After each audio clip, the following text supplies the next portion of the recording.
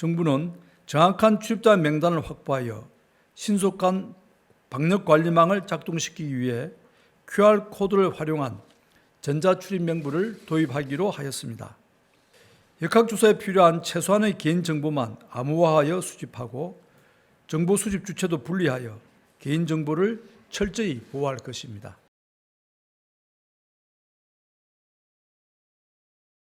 이태원 클럽 집단 감염으로 인한 최근의 확산 사례들을 살펴보면 하나의 소중한 교훈을 얻을 수 있었습니다.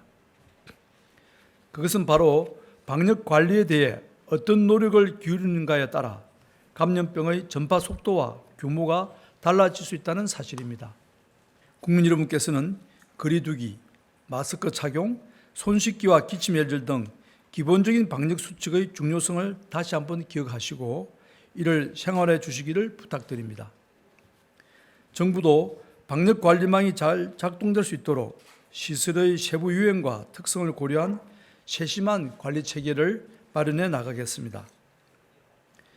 이러한 노력의 일환으로 정부는 IT 기술을 활용한 전자출입명부 도입을 준비하고 있습니다. 이번 이태원 클럽 조사 과정에서 출입자 명부에 허위로 기재한 이용자가 많아 역학조사 수행에 상당한 어려움을 겪었습니다. 이로 인해 신속하게 접촉자를 파악하여 격리시키는 후속 조치가 늦어졌고 그 사이 추가적인 전파가 계속 이어졌습니다. 정부는 정확한 출입자 명단을 확보하여 신속한 방역관리망을 작동시키기 위해 QR코드를 활용한 전자출입 명부를 도입하기로 하였습니다. 역학조사에 필요한 최소한의 개인정보만 암호화하여 수집하고 정보 수집 주체도 분리하여 개인정보를 철저히 보호할 것입니다. 정보 보호를 위해 개인정보와 방문 기록을 분리하여 개인정보는 QR코드를 생성한 회사에, 방문 기록은 사회보장정보원에 보관할 것입니다.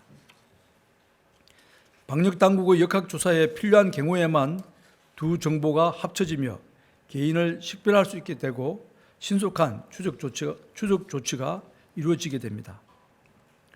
또한 역학조사에 필요한 4주 뒤에는 관련 정보가 자동 파기되도록 할 것입니다. 또한 이러한 조치는 감염병 위기 단계가 심각과 경계 단계일 때만 한시적으로 시행할 계획입니다. 시범 운영을 거쳐 6월 내에 본격적으로 활용될 수 있도록 준비할 예정입니다. 기저질환이 있거나 연령층이 높은 고위험군은 감염 직후 급속도로 임상 경과가 악화되는 위험이 있습니다. 이러한 중증 환자를 위해 현재는 상급종합병원을 중심으로 음압병상을 중증 환자 긴급치료병상으로 활용하고 있습니다. 앞으로는 코로나19 장기화에 대비하여 중증 환자를 위한 치료 인프라를 미리 확보하고 준비할 예정입니다. 그동안 병상을 제공한 97개 의료기관에 대해 이미 투입한 시설과 장비 비용을 지원함과 함께 기관당 최대 40억 원을 지원하여 300병상을 목표로 병동형 음압병상을 추가적으로 확보할 계획입니다. 최근 장기체류 외국인이 해외로 출국하였다가 코로나19에 감염된 후 재입국하는 사례들이 확인되고 있어 이들의 출입국 관리를 강화할 필요성이 제기되어 왔습니다. 이에 따라 정부는 6월 1일부터 등록 외국인 재입국 허가제와 재입국자 진단서 소지 의무화를 시행할 계획입니다. 이를 통해 불필요한 출입국 수요를 억제하고 확진 환자의 신규 유입을 최소화하고자 합니다.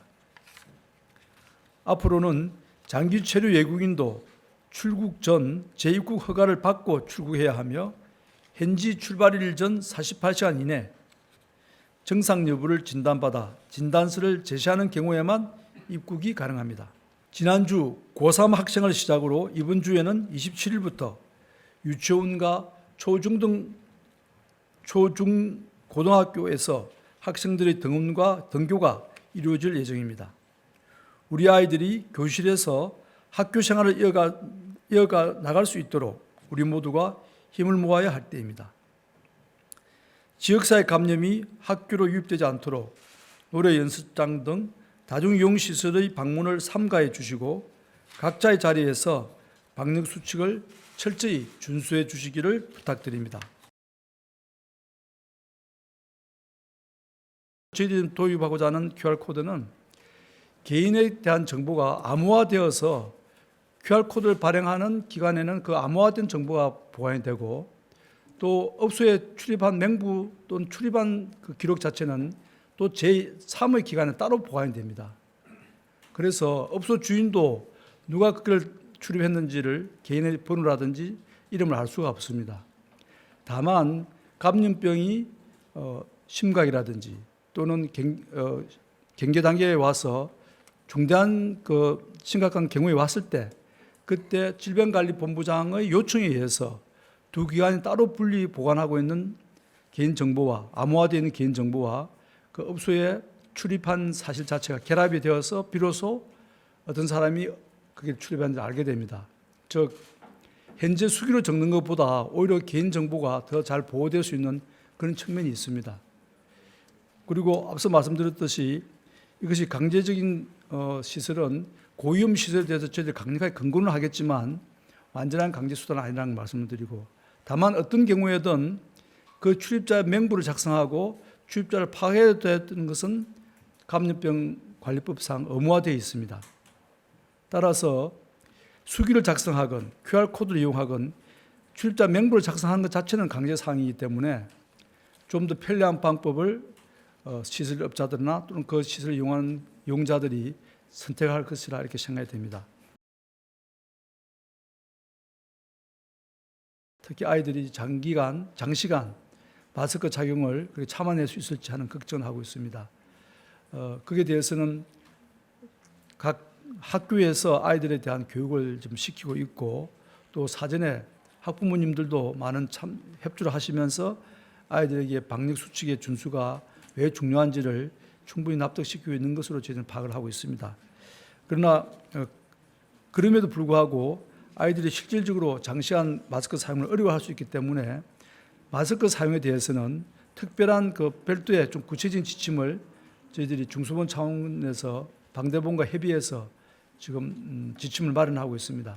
상당히 상세하고 어떤 경우에 마스크를 착용하고 조금 틈새가 생겼을 때는 마스크를 좀 벗고 시원한 공기를 충분히 흡입함으로 해서 아이들이 꼭 마스크를 착용해야 될 시간에는 마스크를 착용하는 것이 더 효율화되고 그 빈도수가 높아질 수 있도록 그런 방안을 마련하고 있다는 것을 말씀을 드리겠습니다.